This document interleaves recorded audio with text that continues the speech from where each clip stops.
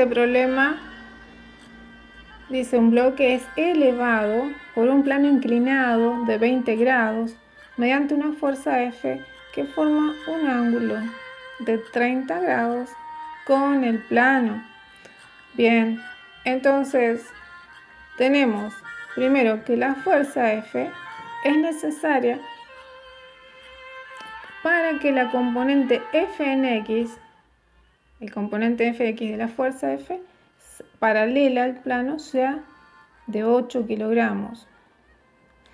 Y B, la pregunta, ¿no? ¿Qué fuerza es necesaria? Y el B, ¿cuánto valdrá entonces la componente en I, Fi? Ahora ya, a diferencia del problema anterior, nos dan solamente la componente en X de la fuerza, nos dan el ángulo del plano inclinado y el ángulo que forma la fuerza F que tenemos que hallar con el eje X, que es paralelo al plano inclinado.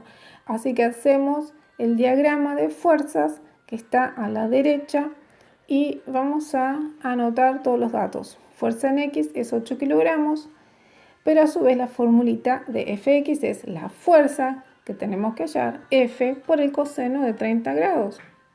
Entonces, acá se me apareció una cosa. Entonces ahora vamos a reemplazar los datos. Tenemos Fx 8, fuerza no sé, coseno de 30 lo calculamos, que es 0,866.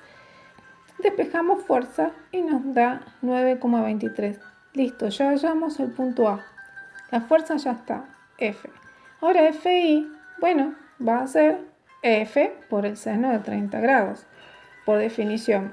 Entonces reemplazamos F, que es 9,23 kilogramos fuerza, por el seno de 30 grados, que es 0,5.